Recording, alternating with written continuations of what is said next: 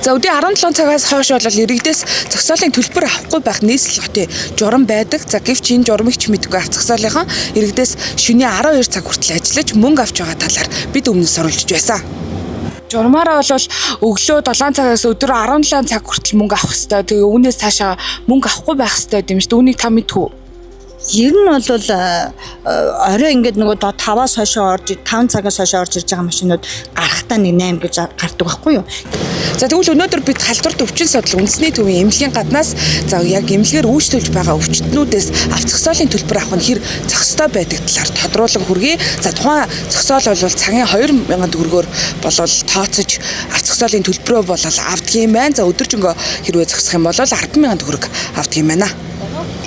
Би одоо оржидраас хойш нэмрэг дээр одоо хонж үнжиж юмсаа гарах болгондоо л тэгэл нэг мөнгө төрөх гэдэл бас хэцүү. Нэг бол нэг тэр удсан машин нэг 10-20 мянган төгрөг ч юм уу хоногийн ч юм уу шууд тэгсэн ямар зүгээр юм болов ч дандаа цагаараа аваад гараас хэцүү юм бэл. Та бас хэдэн төгрөг төлөв? Тий. Би ч одоо өчтөрөөс хойш оржидраас хойш дураг 100 мянган төгрөг төлж юу. Тийм баах. Би тэгээд өчтөр хэлсэн л дээ.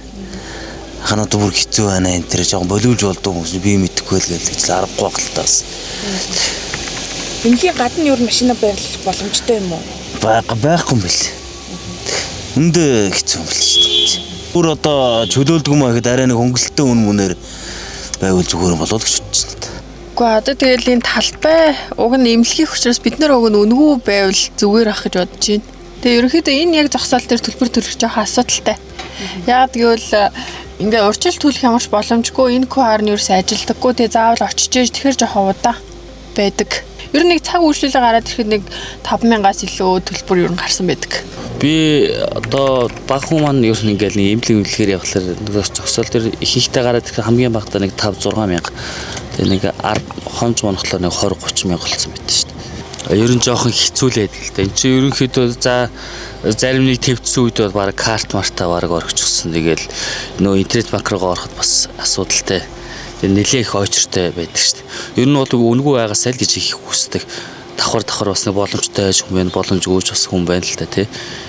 Тэгээ ер нь бол гадны ер нь машина байрлал боломжтой гэдэг юм л Улаанбаатарт. Зогсоол бол ерөнхийдөө хүрэлцээ маш муу.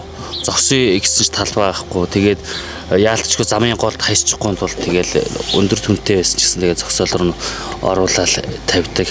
Зогсоолын асуудлыг шийдчихэд уг нэг торгуул моргуул гэдгийг бол бид нарт бас асуудалгүй тэрийн төлөөлөл явуулсан мэдээж хэрэг тий.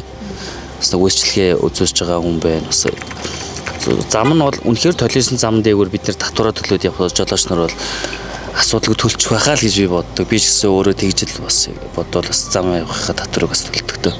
Миний бодлоор бол зохисгүй л гэж бодож байна. Хэрвээ эмнэлгээр үйлчлүүлж байгаа бол эмчнэр нь одоо зогсоолоор үнэгүй үйлчлүүлнэ гэсэн нэг тустай юм гаргуулж зүгээр юм бол. Зүгээр орж байгаа хүмүүсээс нь бол мөнгө авч ивэл зүгээр бас. Тийм л бодолтой. Улаанбаатар хотод авто зогсоолын хомсдлын асуудал тулгамдаад удаж байгаа. Үүнийг ч авто зогсоолынхаа овжноор ашиглан жолоочдоос 1 цагийн 2,000-аас 5,000 төгрөг авч орлого олсоор. Харин эмнэлгийн зогсоолд үйлчлүүлэгчид ихэвчлэн өвчтөн хүмүүс байдаг ба тэдний дунджаас доогуур орлоготой иргэд ч цөөнгүй. Иймд иргэд эрүүл мэндийн тусламж үйлчилгээний байгууллага ердийн зогсоолтой адилд өртөгтэй төлбөр авах нь зохисгүй. Эмнэлгээр үйлчлүүлсэн хүмүүс дугаарынхаа дагуу бүртгүүлээд зогсоолын төлбөр төлөхгүй эсвэл хөнгөлүүлэх боломжтой шийдлэг гаргаж өгөх хэрэгтэй гэж байр сууриа илэрхийлж байна.